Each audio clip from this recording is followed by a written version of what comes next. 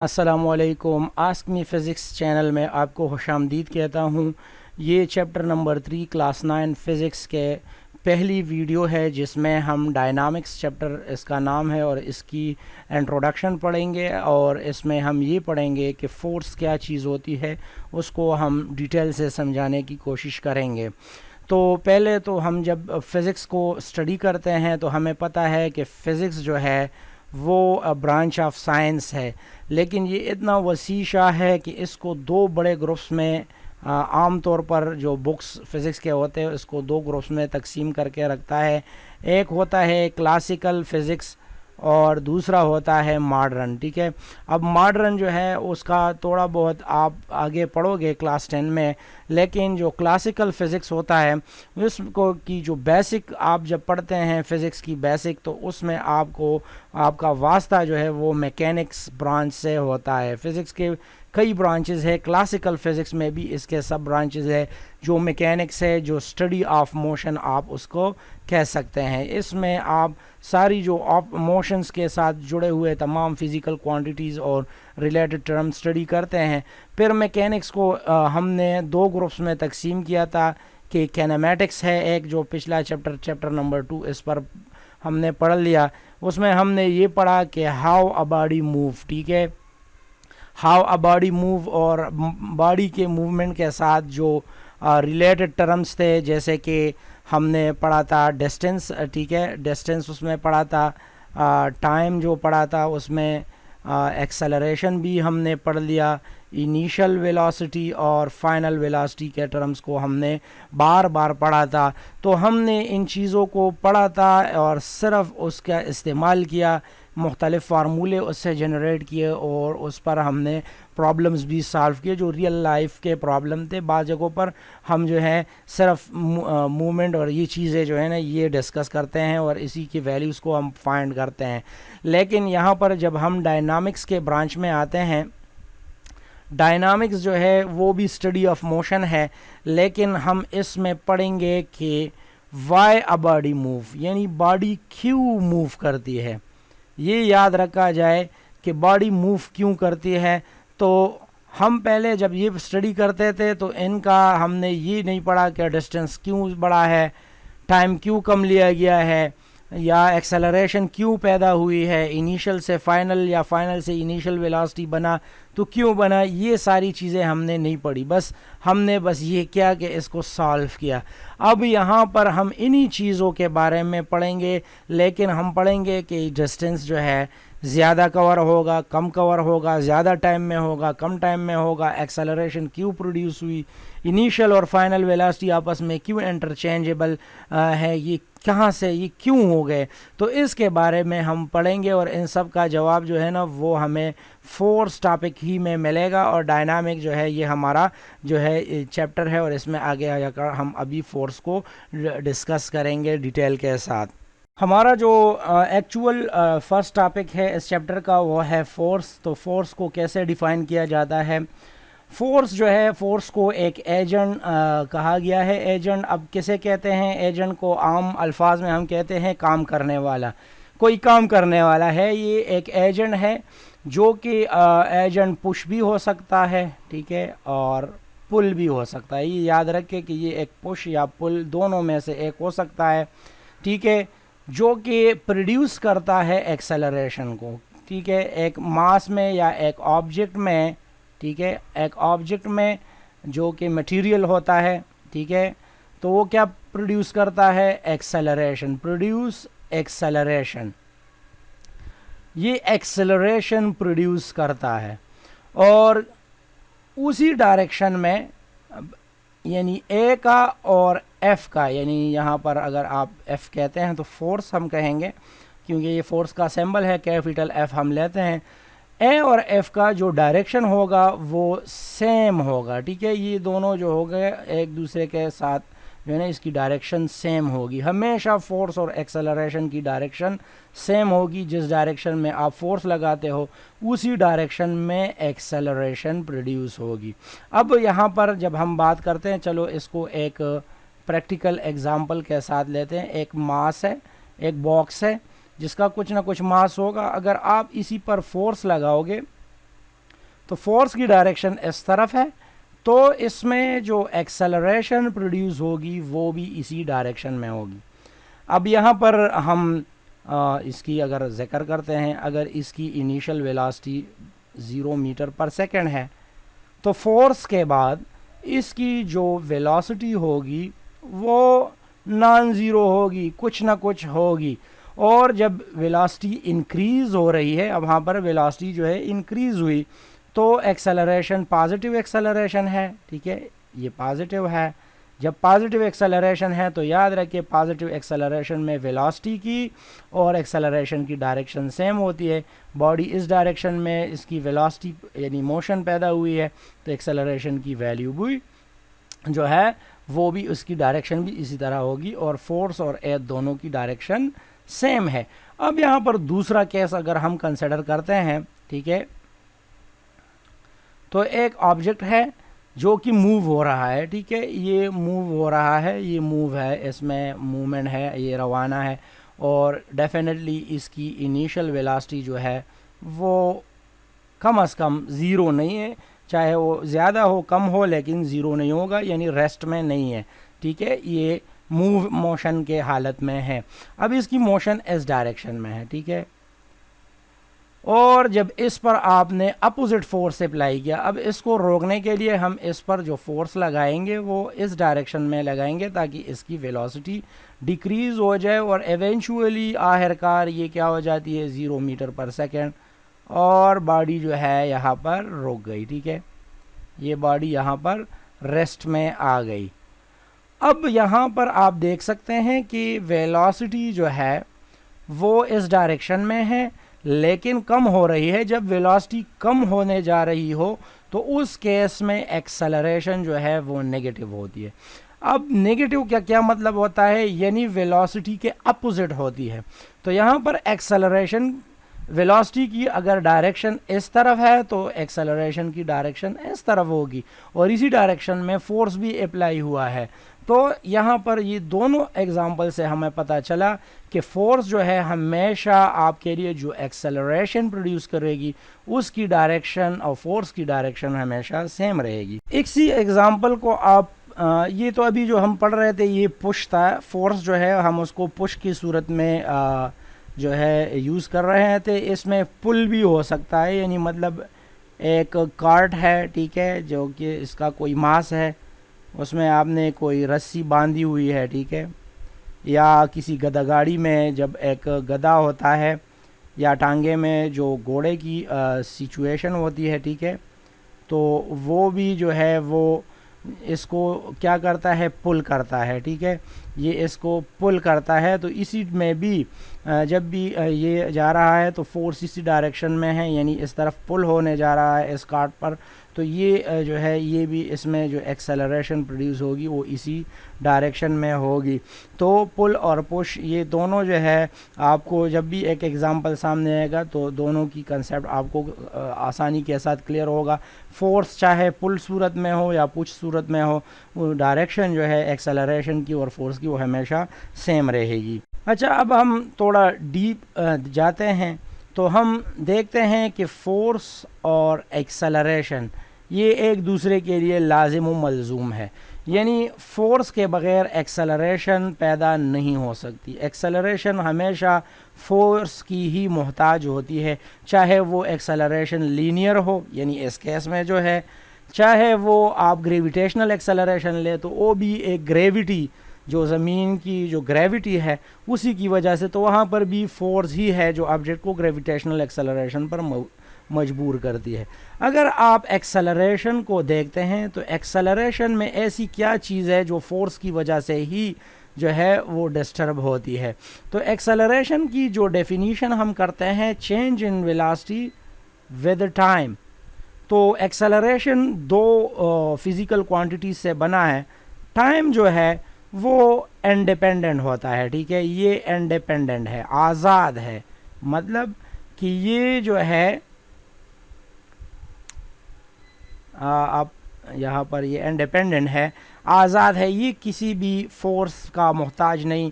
आप फोर्स ज़्यादा लगाओ कम लगाओ, ये इसका आप टाइम को स्क्वीज़ या एक्सपेंड नहीं कर सकते, यानी इसको आप कम या ज़्यादा नहीं कर सकते फोर्स को के थ्रू इसको, ठीक है। ये इंडिपेंडेंट है, हर लम्हा ये चेंज होता है।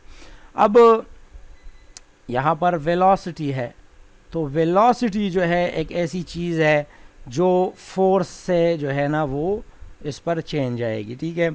तो वेलोसिटी ही है जो कि आप जो है फोर्स के थ्रू क्या कर सकते हैं, चेंज कर सकते हैं। अब यहाँ पर अगर हम वेलोसिटी की ज़िक्र करते हैं, वेलोसिटी में आपको दो चीज़ें मिलेंगी, तीन चीज़ें पहले हम ले लेते हैं। एक होता है यूनिट, और दूसरा इसका होता है मैग्नीट्यूड, और तीसरा जो वेलोसिटी में होता है वो होता है डायरेक्शन, ठीक है। सिमत यानी वेलोसिटी की डायरेक्शन भी होती है कि किस डायरेक्शन में ऑब्जेक्ट मूव हो रहा है। तो फोर्स के थ्रू आप यूनिट को चेंज नहीं कर सकते, यानी एक मास वाली ऑब्जेक्ट है, आप उस पर चाहे जितना भी फोर्स लगाए वो मास ही रहेगी, वो चेंज नहीं होगी। आप एक ईंट ले ले, ईंट की 1 किलोग्राम मास है, अब अगर इसको आप डस्ट में तब्दील करते हैं, टुकड़े टुकड़े करते हैं फोर्स लगाकर, तब भी ऑब्जेक्ट जो है वो क्या होगा, वो मास ही रहेगा, ठीक है। आप उसके मास को चेंज नहीं कर सकते, ठीक है। सॉरी यूनिट को, यानी वो केजी में है, केजी में रहेगा, आप सेकंड्स में उसको नहीं ले जा सकते। शेप चेंज कर सकते हो लेकिन यूनिट नहीं।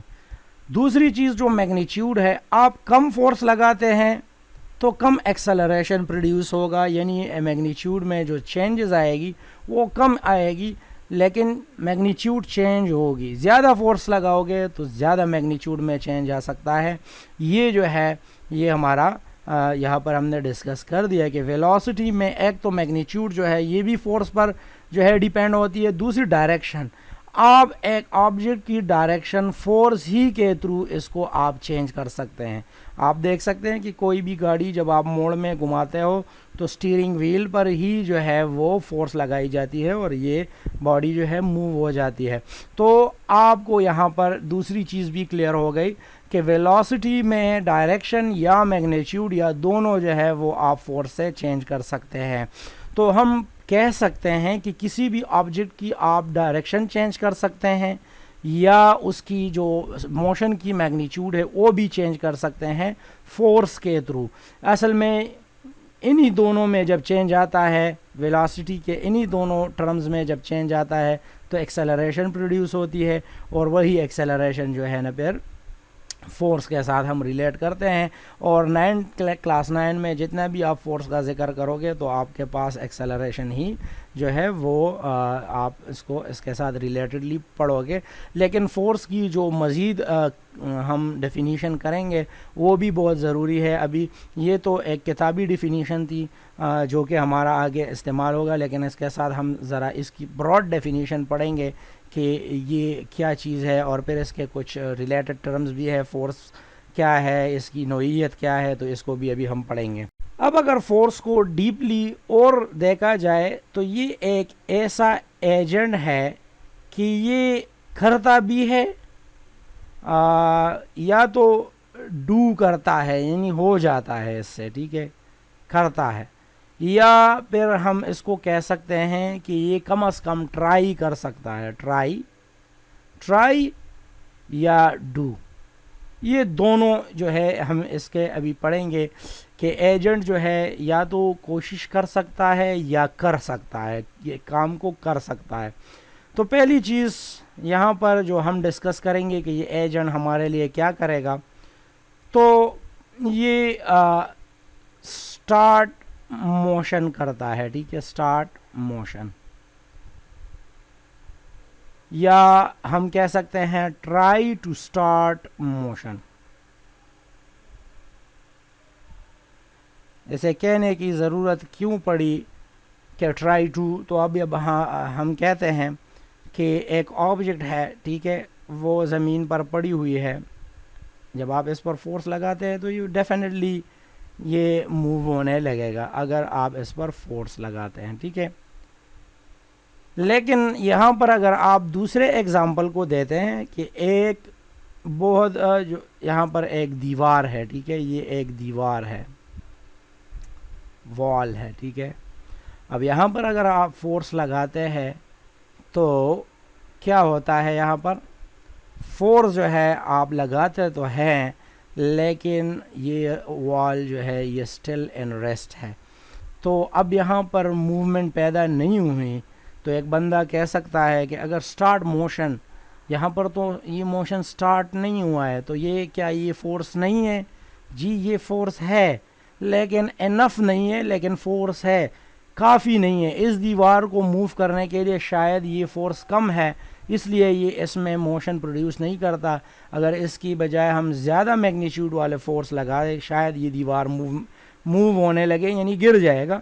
तो यहाँ पर इस फोर्स को भी हम कह सकते हैं कि ट्राइंग टू स्टार्ट मोशन, ये मोशन स्टार्ट करने की ट्राई तो कर रहा है, तो इस केस में ये फोर्स भी है और इस केस में भी ये फोर्स है।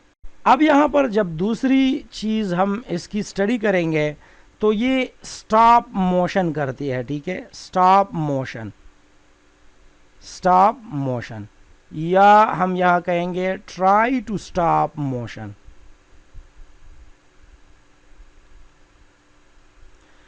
अब फिर यहाँ पर ये कंसेप्ट आ रहा है। एक तो हमें पता है कि एक गाड़ी है, ठीक है, वो मूव कर रही है, ठीक है, इस डायरेक्शन में। जब आप इसके अपोजिट कुछ गाड़ी पर तो नहीं, अगर हम एक मामूली सा कार्ट ले लें, अगर ये स्लोप पर जा रही है ऐसे और एक बंदा आ जाए इसके अपोजिट फोर्स लगाए तो ये रेस्ट में आ जाएगा, ठीक है, ये रेस्ट में आ जाएगा। तो यहाँ पर फोर्स ही जो है इस बॉडी को रोक रहा है। लेकिन इसके बरअक्स अगर आप एक बड़ा सा पत्थर या एक बहुत बड़ा जो बस होता है वो जो है मूव कर रहा है, ठीक है, डाउन द स्लोप आ रहा है या इसकी स्पीड है, और आप इसके सामने जो है खड़े होते हैं और इसको स्टॉप करने की कोशिश करते हैं, तो आप इसको स्टॉप नहीं कर सकते। इधर तो आपने चलो फोर्स लगा दिया, ये स्टॉप हो गया, यहाँ पर भी आप फोर्स लगा रहे हैं लेकिन ये बस स्टॉप नहीं हो रही। तो बाय डेफिनेशन आप कह सकते हैं कि stop the motion, but it can also भी आप ये इसको कह सकते हैं कि ट्राई टू स्टॉप मोशन, यानी ये बस को रोकने की कोशिश कर रहा है लेकिन इसके पास जो फोर्स है वो इनफ नहीं है। बट फोर्स तो है, इनफ नहीं है, मैग्नीट्यूड कम है बट है। अगर इसकी बजाय एक दीवार इसके सामने या एक बहुत बड़ा पत्थर सामने आ जाए तो ये बस रुक जाएगा, तो वो इनफ फोर्स प्रोड्यूस करता है तभी रुक जाता है। लेकिन यहाँ पर हम कहेंगे ट्राइंग टू स्टॉप मोशन, तो ये मोशन को ट्राई कर रहा है कि यानी स्टॉप करे, तो ये इस केस में भी ये फोर्स है। थर्ड एग्जांपल अगर हम लेते हैं तो ये क्या करता है, ये एजेंट तीसरा काम कर सकता है, चेंज डायरेक्शन। ये डायरेक्शन को चेंज करता है या trying to change direction, okay, change direction. अब आप किसी गाड़ी में स्टीयरिंग व्हील से बखूबी वाकिफ़ होंगे, ठीक है, एक स्टीयरिंग व्हील होता है, ठीक है, जब आप इसको इस तरफ मूव करते हैं, फोर्स इस डायरेक्शन में लगाते हैं तो गाड़ी जो है इस डायरेक्शन में, इसकी डायरेक्शन चेंज हो जाती है। जब आपकी फोर्स इस डायरेक्शन में हो तो गाड़ी जो है उस डायरेक्शन में चली जाती है। तो ये फोर्स के बगैर आप किसी ऑब्जेक्ट की डायरेक्शन चेंज नहीं कर सकते। अगर एक बहुत ही बड़ी गाड़ी है, चलो ठीक है, ट्रक है, और एक छोटा सा बच्चा है, वो स्टीयरिंग पर फोर्स लगाता है लेकिन ये घुमा नहीं सकता इसको, तो गाड़ी की डायरेक्शन चेंज नहीं हो रही। लेकिन यहाँ पर जो बच्चा फोर्स लगा रहा है वो फोर्स है लेकिन उसकी मैग्नीट्यूड इनफ नहीं है, तो इस वजह से जो है यहाँ पर गाड़ी की डायरेक्शन चेंज नहीं हुई लेकिन ट्राइंग तो कर रहा है, ठीक है। अब यहाँ पर जो हम चौथी केस को डिस्कस करेंगे, चौथा जो इसमें है कि ये एजेंट जो है ये क्या कर सकता है, चेंज शेप, या जो है ट्राइंग टू चेंज शेप। अब एक फोर्स जो है किसी ऑब्जेक्ट का शेप चेंज कर रहा है। फॉर एग्जांपल ये एक पेपर है, ठीक है, आप इस पर फोर्स लगाते हैं, ठीक है, तो ये कुछ इस तरह का स्क्वीज़ हो जाता है। तो इसकी जो शेप है आपने चेंज कर दी, ठीक है। तो फोर्स ही के ज़रिए आप किसी भी ऑब्जेक्ट की शेप चेंज कर सकते हैं। लेकिन ट्राइंग टू चेंज शेप ये भी है कि अगर आप किसी ईंट को लेते हैं, फॉर एग्जांपल ये एक ईंट है जिस पर आप फोर्स लगाते हैं, ठीक है, ब्रिक है, तो इसको आप फोर्स तो लगा रहे हैं लेकिन इसकी शेप चेंज नहीं हो रही, क्योंकि जो फोर्स हम लगा रहे हैं वो शायद उसकी मैग्नीट्यूड कम है, इनफ नहीं है, काफ़ी नहीं है इसकी शेप चेंज करने के लिए। अदरवाइज़ अगर इस पर इससे ज़्यादा फोर्स लगाया जाए, किसी हथौड़े के साथ लगाया जाए, जब फोर्स ज़्यादा होगा तो इसकी शेप भी चेंज हो सकती है। तो इस केस में फोर्स इनफ नहीं है, लेकिन फोर्स तो है जो चेंज ऑफ द शेप कर रहा है। तो यहाँ पर चेंज इन द शेप भी आ गया। ये जो है ये टर्म जो है ये हमारा अभी इस्तेमाल का नहीं है। ये तीनों चीज़ें जो है अगर आप इन तीनों को देखते हैं तो मोशन को इंक्रीज़ करना या स्टार्ट करना, मोशन को डिक्रीज़ करना या स्टॉप करना, और डायरेक्शन को चेंज करना, तो ये इससे पहले हमने फोर्स की जो पहली डिफिनीशन पढ़ी थी, तो ये तीनों को अगर आप कंबाइनली स्टडी करते हो तो इसको हम एक्सेलरेशन कहते हैं। और एक्सेलरेशन बॉडी की स्टेट यानी डायरेक्शन और वेलोसिटी में चेंज को ही कहते हैं। तो ये तीनों हमारा जो है ये काबिल ज़िक्र है इधर, और हम इसको आगे पढ़ेंगे। और यही जो है फोर्स की जो डीप स्टडी है हम क्या करते हैं, तो वो हम जो है ना आगे इसी में ही बातें करेंगे, इसी चैप्टर में, और आगे कुछ 2 चैप्टर में इसी पर ही बातें करेंगे। तो अब फोर्स की जो मुख्तलिफ़ नोइयत होती है हम उसको भी स्टडी करेंगे कि फ़ोर्स के लिए जो हम सिंबल यूज़ करते हैं, ठीक है, तो सिंबल जो यूज़ होगा फोर्स के लिए वो है एफ़, ठीक है। और एफ़ के ऊपर तीर के निशान से हमें इसके जो नेचर है वो भी पता चल जाएगी कि नेचर इसकी क्या है, और वो नेचर है इसकी कि ये वेक्टर है, ठीक है, वेक्टर क्वांटिटी है। फोर्स बग़ैर डायरेक्शन के कभी भी आप एक्सप्लेन नहीं कर सकते। यूनिट इसकी जो एसआई यूनिट होती है,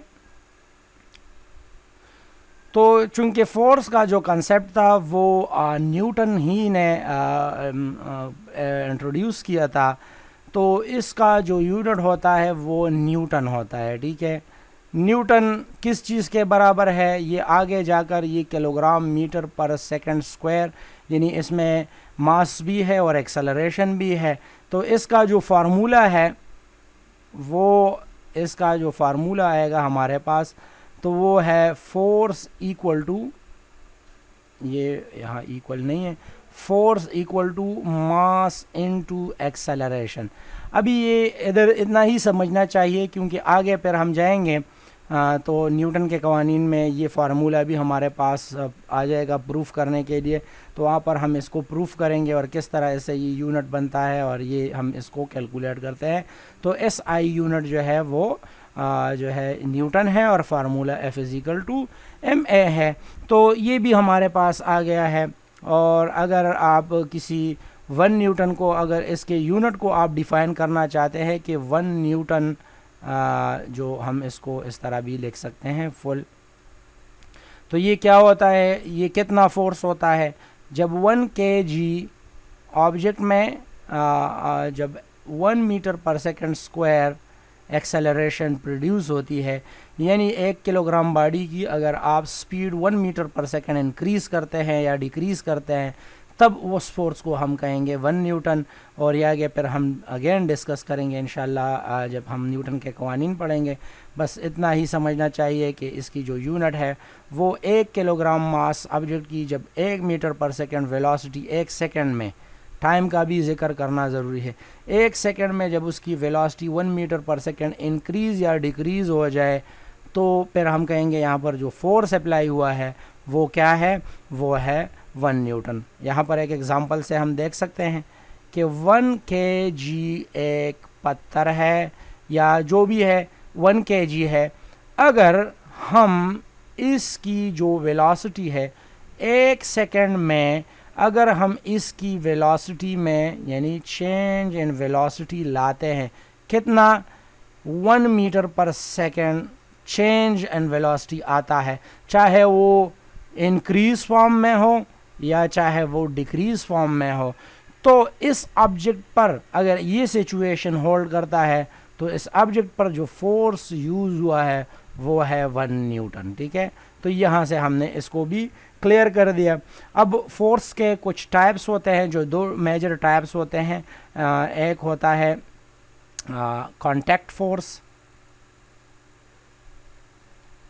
ठीक है, पहला जो है वो है कांटेक्ट फोर्स।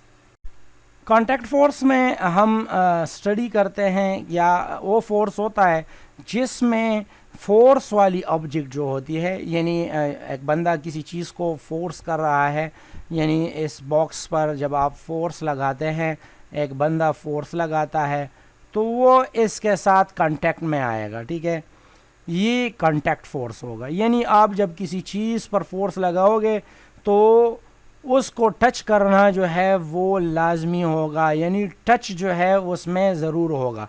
आप फुटबॉल पर किक लगाते हैं, ठीक है, एक बंदा है, ठीक है, वो एक बॉल पर किक लगाता है, तो बॉल और ये फुट जो है ये दोनों कांटेक्ट में रहेंगे। ठीक है, इसलिए इसको कांटेक्ट फोर्स कहते हैं। या एक बॉक्स है जिसको आप फोर्स लगाते हैं तभी वो जो है ना वो मूव हो रहा है। इसी तरह एक कार है, एक गाड़ी है, ठीक है, जब ये मूव हो रही है तो ये गाड़ी क्यों मूव हो रही है? क्योंकि इसके जो टायर्स है वो एक एक्सल या इंजन के साथ जो है वो टच है। ठीक है, इंजन के साथ टच है, तो इंजन जो है इसको घुमा रहा है और इसी वजह से ये टायर्स जो है ना मूव हो रहे हैं और सारी गाड़ी ये मूव कर रही है। ठीक है, तो ये भी एक कांटेक्ट फोर्स है। इसी तरह बहुत सी चीज़ें ऐसी हैं जो जिसमें हम कांटेक्ट फोर्स का जिक्र करेंगे कि इसमें दो ऑब्जेक्ट्स जो है आपस में कांटेक्ट में होते हैं। जो दूसरा टाइप यहाँ पर हमारे पास होता है वो है नॉन कांटेक्ट फोर्स। तो नॉन कांटेक्ट फोर्स जो होते हैं इसको अगर आप देखते हैं, ये इसके नाम से ही पता चल जाता है नॉन कांटेक्ट फोर्स। यानी इसमें जो ऑब्जेक्ट होता है, ठीक है, वो कांटेक्ट में नहीं आएगा, यानी फोर्स वाला जो एजेंट होगा और जो ऑब्जेक्ट होता है उसमें जब एक्सेलरेशन प्रोड्यूस होगी, बट ये दोनों एक दूसरे को टच नहीं करेंगे, ये अनटच रहेंगे। ठीक है, ये अनटच रहेंगे, तो ये जो है ना कांटेक्ट फोर्स होता है। For example contact force, non contact force का जो है वो क्या है एग्जाम्पल, तो हम यहाँ देखेंगे। आप देख सकते हैं, देखिए ज़मीन है, ग्राउंड है, ठीक है, और आप एक चीज़ आपके हाथ से छूट जाती है, बॉल है, तो किधर जाएगी? वो ज़मीन की तरफ। अब इस बॉल पर फोर्स लग रही है, ज़मीन ही इसको अपनी तरफ खींच रही है, लेकिन ये बॉडी जो है ज़मीन के साथ अभी टच नहीं हुई है, ये तो हवा में है, लेकिन फिर भी ये जो है नीचे की तरफ आ रही है, इसमें एक्सेलरेशन भी प्रोड्यूस हुई है। तो ये जो यहाँ पर जो केस है वो उसको हम कहते हैं नॉन कांटेक्ट। ठीक है, नॉन कांटेक्ट फोर्स, NCF हम इसको शॉर्टली कहेंगे। ये एक एग्जांपल हो गया कि मोशन ड्यू टू ग्रेविटी जो है नॉन कांटेक्ट फोर्स की एक एग्जांपल है, क्योंकि बॉडी और फोर्स वाली जो एजेंट है वो दोनों आपस में कांटेक्ट नहीं है। और इसको दूसरा नाम भी कहते हैं एक्शन एट द डिस्टेंस। ठीक है, एक्शन एट द डिस्टेंस भी इसको कहते हैं। इसका दूसरा नाम जो है वो एक्शन एट द डिस्टेंस है, क्योंकि एक्शन हो रहा है, एक फोर्स है, हो रहा है, लग रहा है, पुल कर रहा है, लेकिन डिस्टेंस पर है, एक दूसरे को टच नहीं कर रहे हैं। इसी तरह जब आप देखते हैं कि एक प्लस चार्ज दूसरे प्लस चार्ज को, या एक प्लस चार्ज दूसरे नेगेटिव चार्ज को, या दो नेगेटिव चार्जेस को आप देखते हैं, ये तीन सिचुएशंस है, तो ये एक दूसरे को रिपेल करते हैं, फोर्स लगाते हैं। ये दोनों एक दूसरे को क्या करते हैं? अट्रैक्ट करते हैं, तो फोर्स लगाते हैं। ये एक दूसरे को जो है अगेन रिपेल करते हैं और फिर भी फोर्स लगता है। ठीक है, लेकिन ये तीनों केसेस में जो आपके पास जो चार्जेस है वो एक दूसरे को कांटेक्ट नहीं करते, एक दूसरे को टच नहीं करते और फिर भी एक दूसरे पर फोर्स एक्सर्ट कर रहे हैं, तो इसको इलेक्ट्रोस्टैटिक फोर्स कहते हैं। इलेक्ट्रोस्टैटिक जो क्लास 10 में पढ़ी जाएगी, इलेक्ट्रोस्टैटिक फोर्स, ये भी एक्शन एट अ डिस्टेंस है और ये एक दूसरे को जो है ना टच नहीं करती। इसी तरह दो मैग्नेट्स होते हैं, नॉर्थ पोल और साउथ पोल, ठीक है। ये जो इस तरह का मैग्नेट है, अगर आप एक दूसरे के साथ रखते हैं तो ये एक दूसरे को अट्रैक्ट करेंगे, या अगर सेम पोल्स लाएंगे तो रिपेल करेंगे। इसमें भी ये जो है ना NCF है, ये नॉन कांटेक्ट फोर्स है, एक दूसरे को कांटेक्ट नहीं करते और फिर भी एक दूसरे पर फोर्स लगाते। इस तरह बेशुमार एग्जांपल्स है नॉन कांटेक्ट फोर्स के भी। और कांटेक्ट फोर्स तो हम जो है ना क्लासिकल फिज़िक्स में ज़्यादा देखते हैं, जब फिर हम और एटॉमिक लेवल पर जाते हैं तो फिर वहाँ पर नॉन कांटेक्ट फोर्स का जिक्र आ जाता है। और नॉन कांटेक्ट फोर्स हमारे जो रियल लाइफ में है वो फ्री फॉल ऑब्जेक्ट है, और ये जो है इसको हम एक्शन एट द डिस्टेंस कहते हैं। और इतना ही हमने फोर्स को काफ़ी डिटेल जो है आपके साथ शेयर की है। और फिर भी अगर आपके जहन में कोई क्वेश्चन हो तो आप वीडियो के जो नीचे आप कमेंट बॉक्स में पूछ सकते हैं। अभी के लिए इतना ही, अपना ख्याल रखें और वीडियो को लाइक करें, चैनल को सब्सक्राइब करें, दोस्तों के साथ शेयर करें, और अल्लाह हाफिज़, अपना ख़ास ख्याल रखें।